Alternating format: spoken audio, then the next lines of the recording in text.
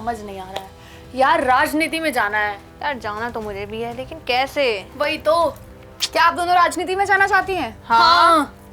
और आप ये चाहती है कि जो संसद का सीन चलता है उसका हिस्सा आप लोग बने? हाँ भाई हाँ बिल्कुल। तो उसके लिए आपको दिल्ली यूनिवर्सिटी में एडमिशन लेना पड़ेगा। कुछ भी पढ़ाई नहीं करनी भाई, राजनीति में जाना है। एग्जैक्टली। अगर आपको राजनीति में जाना है तो उसका रास्ता दिल्ली यूनिवर्सिटी से ही होके जाता है। वाह भाई वाह। दिल्ली यूनिवर्सिटी और राजनीति। अब आप लोग नहीं मानेंगे गाइस, लेकिन आई एम वेरी सीरियस। राजनीति और व्यंग का रिश्ता बहुत अजीब सा है। कभी संसद के हॉल में नेता बहस करते हैं तो कभी वही लोग सोशल मीडिया पर मीम्स का शिकार बन जाते हैं। और सोचिए, ये वही लोग हैं जो कभी दिल्ली यूनिवर्सिटी के कैंपस में नोटबुक और पेंसिल शेयर करते थे, कभी लाइब्रेरी की चाय और समोसे के लिए लड़ाई करते थे, और आज संसद में बड़े बड़े फैसले ले रहे हैं और आज भी एक दूसरे से लड़ ही रहे हैं।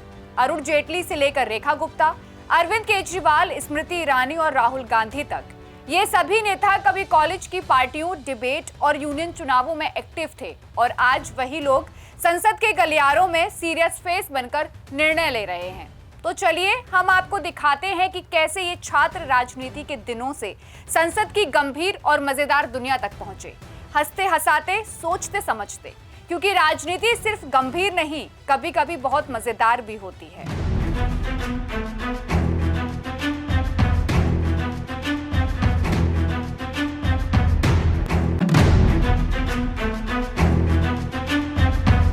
अरुण जेटली का जन्म और उनका शुरुआती जीवन दिल्ली में बीता। पढ़ाई के दौरान वो दिल्ली यूनिवर्सिटी के लॉ कॉलेज में काफी सक्रिय रहे।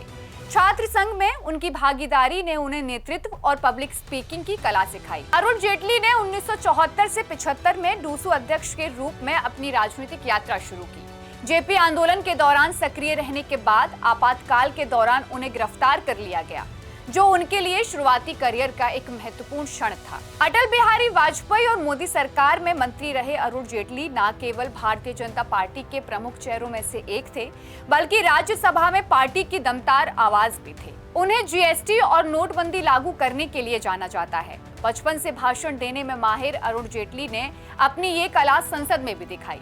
वित्त मंत्री और कानून मंत्री के रूप में उनके निर्णय और भाषण देश की राजनीति में याद किए जाते हैं। रेखा गुप्ता ने भी अपनी शिक्षा दिल्ली यूनिवर्सिटी में पूरी की और वहीं से शुरू हुआ उनका राजनीतिक सफर। रेखा गुप्ता ने 1996 से 1997 में दिल्ली विश्वविद्यालय की अध्यक्ष रह चुकी हैं। कहा जाता है कि उनके राजनीतिक करियर की शुरुआत भी यहीं से हुई थी।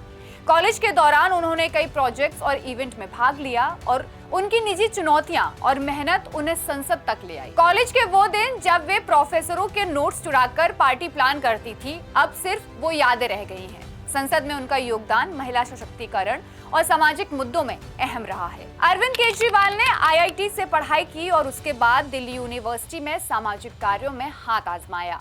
छात्र राजनीति में शुरुआत करके उन्होंने आम आदमी पार्टी की नींव रखी। उसके आंदोलन और युवा जुड़ाव ने उन्हें दिल्ली सरकार और संसद में प्रमुख भूमिका दिलाई। सोचिए, अगर वे कॉलेज टाइम की रिपोर्ट कार्ड जैसी आदतें संसद में आज भी लागू करते तो मजा कुछ और ही होता। स्मृति ईरानी की यात्रा थोड़ी अलग रही। डीयू से जुड़ाव के साथ ही उनका एक्टिंग करियर भी रहा। छात्र संगठन और एक्टिविटी में भागीदारी ने उनके नेतृत्व कौशल को मजबूत किया। संसद में उनके काम ने महिला सशक्तिकरण और शिक्षा जैसे मुद्दों को बढ़ावा दिया है।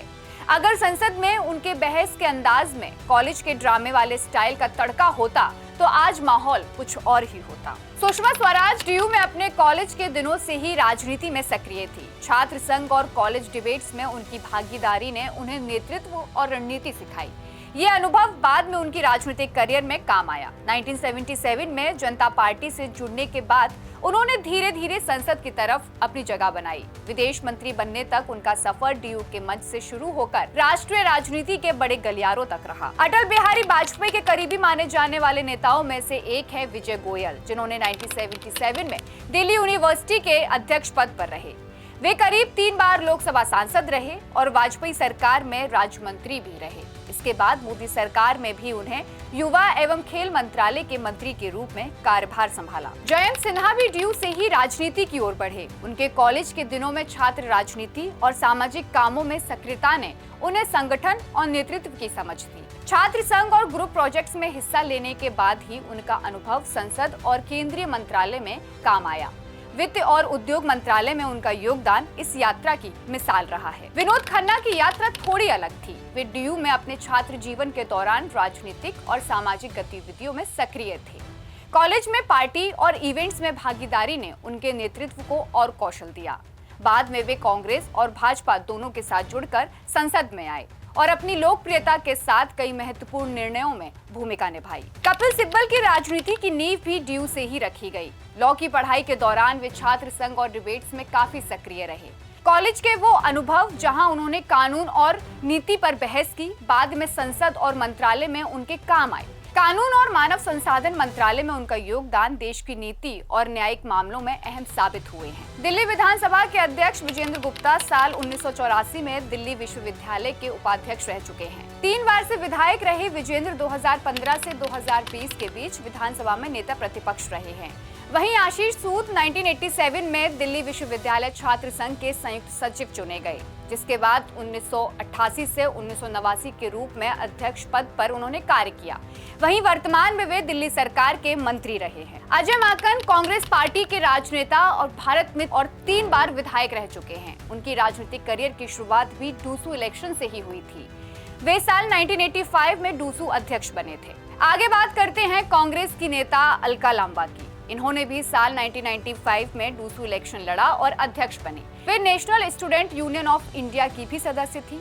20 साल कांग्रेस के साथ जुड़े रहने के बाद अब वे आम आदमी पार्टी की सदस्य बनी हैं। तो दोस्तों, ये थी दिल्ली यूनिवर्सिटी से संसद तक की कहानी, जहां कभी कैंपस की गलियों में चाय की चुस्कियों के साथ बहस होती थी, वहीं आज वही चेहरे संसद में खड़े होकर देश की दिशा को तय कर रहे हैं। यही दिल्ली यूनिवर्सिटी की खासियत है। यहाँ सिर्फ किताबों की पढ़ाई नहीं की जाती, बल्कि राजनीति की असली पाठशाला भी चलती है। यहाँ से निकलते हैं वो नेता जो आगे चलकर देश की तकदीर और तस्वीर दोनों बदलते हैं। तो अगली बार जब आप किसी कॉलेज कैंपस की किसी डिबेट, चुनाव या हंगामे को देखें तो याद रखिए, यहीं से किसी नए नेता का सफर शुरू हो सकता है। कौन जाने, चाय की टपरी पर बहस करने वाला कोई छात्र कल देश का प्रधानमंत्री ही बन जाए। अभी के लिए हमारे साथ इस वीडियो में इतना ही। ऐसे ही तमाम वीडियोस देखने के लिए बने रहिए प्राइम न्यूज के डिजिटल प्लेटफॉर्म के साथ। धन्यवाद।